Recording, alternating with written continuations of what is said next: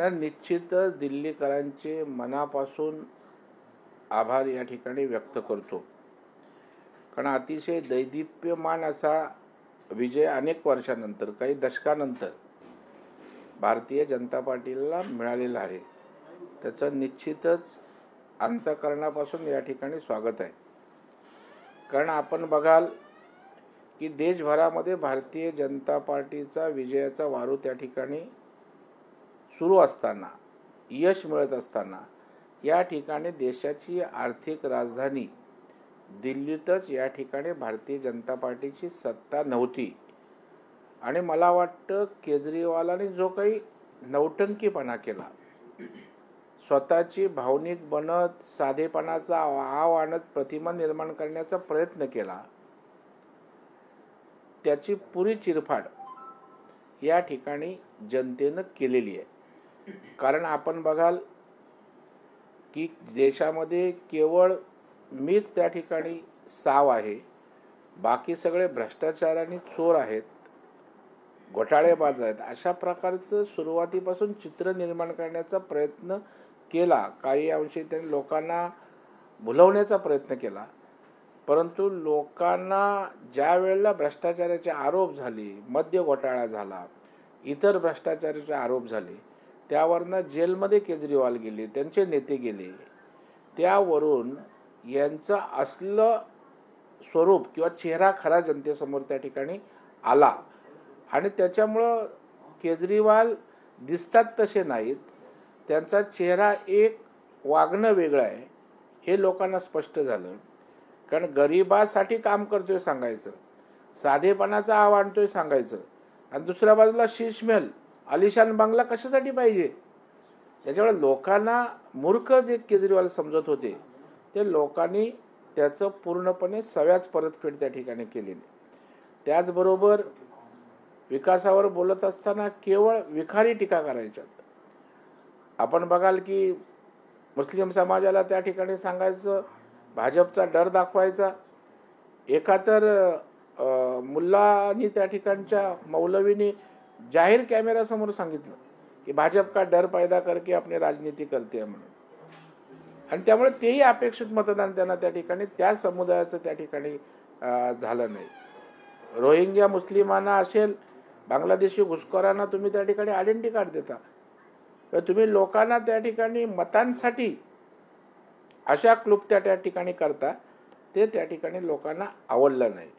आणि at the same time Bharatiya Janata party शाश्वत अशा प्रकारचा विकासाचा अजेंडा घेऊन त्या ठिकाणी दिल्लीकरांसमोर गेली. आपण बघाल की 10 लाखापर्यंत इन्कम टॅक्स मुक्त करणं, त्याचबरोबर 2,500पर्यंत त्या ठिकाणी माझ्या महिला भगिनींना मासिक भत्ता असेल, SC ST विद्यार्थ्यांसाठी 1,000 रुपये त्या ठिकाणी आर्थिक सहाय्य देण्याचा विषय असेल, गिग आणि टेक्स्टाईल वर्कर्सना त्या ठिकाणी 10 लाखापर्यंत जीवन विमा द्यायचा विषय असेल, अशी चांगली आश्वासनं त्या ठिकाणी घेऊन भारतीय जनता पार्टी पुढे गेली.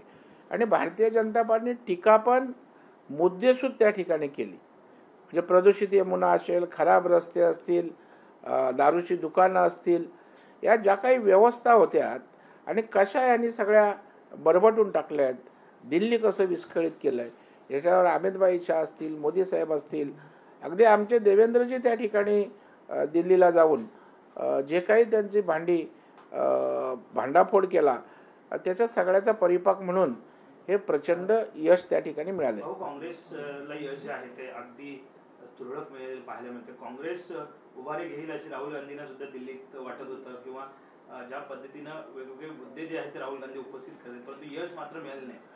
कसं आहे, जसा राजा तशी प्रजा. आता राहुल गांधीच त्या ठिकाणी कोण त्यांना सिरियस घेत नसेल, तर जनता कशी काय सिरियस त्या ठिकाणी घेणार.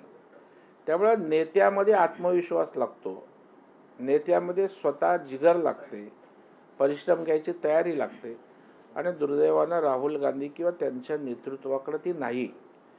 त्याच वेळेला आमचं नेतृत्व, पंतप्रधान त्या ठिकाणी नरेंद्र मोदी साहेब असतील, आमचे नेते अमितभाई शाह असतील, JP नड्डा साहेब असतील, हे सारे नेते त्या ठिकाणी काम करतात, कष्ट घेतात. आमच्या महाराष्ट्राचे मुख्यमंत्री माननीय देवेंद्र फडणवीस साहेब 3 दिवस दिल्लीला तळ ठोकून होते. मोठ्या सभा तर केल्यात, त्या ठिकाणी प्रचार यात्रेत सहभागी झाले, परंतु केवळ नमस्कार करत फिरले नाहीत गर्दीत. तर त्यांनी व्यक्तिशः संपर्क केले, काही दूरध्वनी केली, काही छोट्या बैठका घेतल्या. आणि त्याच्या मी नेता असलो तरी मी पक्षाचा कार्यकर्ता आहे या भावनेतून छोटं छोटं काम, जबाबदाऱ्या भारतीय जनता पार्टीच्या कार्यकर्त्यांनी केल्या. जी भावना काँग्रेसमध्ये नाही आणि काँग्रेस सोयीनुसार वागतं हेही तिथे दिसून आलं. म्हणजे काही राज्यांमध्ये आपच्या विरोधात काम बरोबर काम करायचं, इथे त्या ठिकाणी केजरीवालाच्या विरोधात संदीप दीक्षितना उभं करायचं. त्याच्यामुळे एक आहेत की विभक्त आहेत. त्यामुळे लोकांनाही नौटंकी त्या ठिकाणी पसंत नव्हती आणि त्याच्यामुळे काँग्रेस सगळीकडे घसरण चालले. त्याच पद्धतीनं काँग्रेसचा पुरता सफाया या ठिकाणी दिल्लीमध्ये झालेला दिसेल.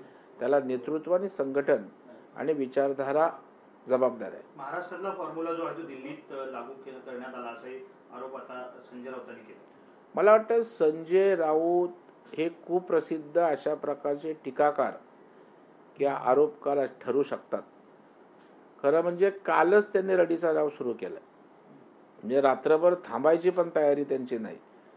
कालच त्यांनी राहुल गांधींसमवेत, कारण मला वाटतं ते महाराष्ट्रात बोलून बोलून थकले, पुन्हा लोक ऐकतील बघतील असं त्यांना वाटलं नव्हतं. राहुल गांधींचा चेहरा घेऊन त्यांच्या समवेत प्रेस कॉन्फरन्स केली आणि कालच जो EVMचा विषय बोलून बोलून चोथा झाला आहे, ज्याचं स्पष्टीकरण त्या ठिकाणी निवडणूक आयोगानं तपशीलवार दिलं आहे. लोकांनी तुमच्या या आरोपांना भीक घातली नाही, तर मला वाटतं तोच पुन्हा रडीचा डाव त्यांनी काल त्या ठिकाणी पत्रकार परिषदेत केला आणि इथे EVMचा वापर होईल. म्हणजे कालच त्यांना पराभव त्या ठिकाणी दिसला होता आणि तोच जुना रडीचा डाव पुन्हा दिल्लीला राहुल गांधींच्या उपस्थितीत संजय राऊत आणि या मंडळींनी त्या ठिकाणी खेळला. राऊत असं म्हणतायत की देवेंद्र फडणवीस यांना राष्ट्रीय मुद्द्यांची जाण नाहीये, त्यांना दिल्लीत काम करायचं आहे, पण अमित शहा असेपर्यंत त्यांना तिकडे काम करायला मिळणार नाही. मला वाटतं संजय राऊत यांनी देवेंद्र फडणवीस साहेबांच्या कर्तृत्वाची, क्षमतेची त्या ठिकाणी मूल्यमापन करण्याची आवश्यकता नाही. दिल्लीला जाऊन 2-3 टर्म खासदार बनलं, तिथल्या चॅनलच्या माध्यमातून पोपटपंची केली म्हणजे आपण राष्ट्रीय नेता होत नाही. राहुल गांधींना, शरद पवार साहेबांना त्यांच्या चरणी लोटांगण घालून जे उद्धवजी ठाकरे साहेब खरे पक्षाचे तुमचे प्रमुख आहेत उबाटाचे, त्यांच्यापेक्षा त्यांच्या निष्ठा त्यांच्याशी वाहिल्यात. त्यांनी पण आपल्याला राष्ट्रीय नेता होत येत नाही. आज देवेंद्रजी या राज्याचे मुख्यमंत्री आहेत, या देशातल्या मोठ्या राज्याचे मुख्यमंत्री आहेत. त्यांची प्रतिमा देशभर एक तरुण उदयोन्मुख नेता अशा प्रकारची आहे. यांच्या सर्टिफिकेटची आवश्यकता नाही आणि अमितभाईंच्या वक्तव्याची किंवा ते आहेत तोपर्यंत अशा प्रकारचं काही त्यांनी चिंता करायची कारण नाही.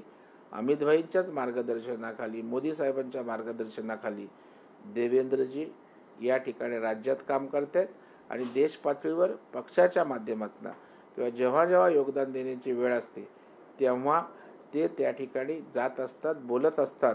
आजच देवेंद्रजींना राष्ट्रीय नेता व्हायचं ना स्वप्न पडलं.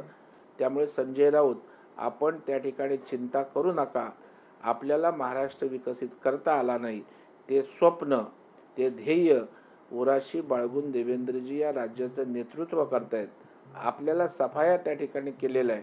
पहिला महाराष्ट्र आम्हाला नीट करू द्या आणि मग तुमच्या वक्तव्याला मी उत्तर देऊ. भाऊ, त्यांनी असं म्हटलं की पंतप्रधान असतील, सगळे मुख्यमंत्री दिल्लीमध्ये एकवटले होते, पैशाचं वाटप मोठ्या प्रमाणात झाला, टेबल पैशाचे लावले होते, मी स्वतः पाहिलं असं त्यांनी. नाही, तुम्ही स्वतः पाहिलं तर त्या ठिकाणी शूट करायचं, संबंधित यंत्रणा त्या ठिकाणी द्यायचं. मला वाटतं बैल गेला आणि झोपा केला अशा प्रकारची संजय राऊतांची त्या ठिकाणी स्थिती आहे. आणि वाटेल ते बेमालूनपणे बोलणं हा त्यांचा त्या ठिकाणी खाक्या झालेला आहे. पैसे वाटले, EVM जबाबदार, त्या ठिकाणी अशा प्रकारचे आरोप करण्याला काही अर्थ नाही. हरलायत, मोठ्या मनाने हार स्वीकारा, कामाला लागा. बरं, तुम्ही दिल्लीचं विश्लेषण करायला तुम्ही एक जागा तरी लढवली का?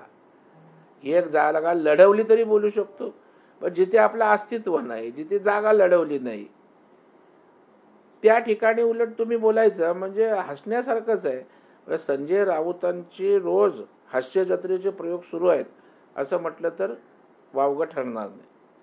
अघोरी ज्या आहेत त्या जादू वापरल्या गेल्या, सगळे वोट जे आहेत ते भाजपला जात आहेत. अघोरी जादू सध्या राजकारणात वापरली जाते असंही त्यांनी म्हटलं. त्यांना कदाचित त्याचा अनुभव असावा, कारण आम्हालाही कुठे कुठे अघोरी जादू यांच्या चालतात त्याची कल्पना आहे. आणि राऊत साहेबांना तर जास्त माहीत असेल, कारण ते मातोश्रीच्या जवळ आहेत खूप. भाऊ, राहुल गांधींनी काल पत्रकार परिषद घेतली आणि जे पुरावे मागितले, परंतु निवडणूक आयोगाकडून एक माहिती समोर आली आहे की असे पुरावे देणे हे आचारसंहितेत बसत नाही किंवा नियमात बसत नाही, नियमाचं उल्लंघन होऊ शकतं, असं एक स्पष्टीकरण समोर आलं. मला वाटतं निवडणूक आयोगाला एक आचारसंहिता आहे, संविधानिक चौकटीत त्यांना नियमावली आहे, आणि मला वाटतं त्यानुसारच आयोगाच्या चौकटीत जे बसत असेल ते आयोग करतील. त्याच्यामुळं आयोगाने काय करावं काय करू नये हे राहुल गांधी किंवा आम्ही सांगू शकत नाही.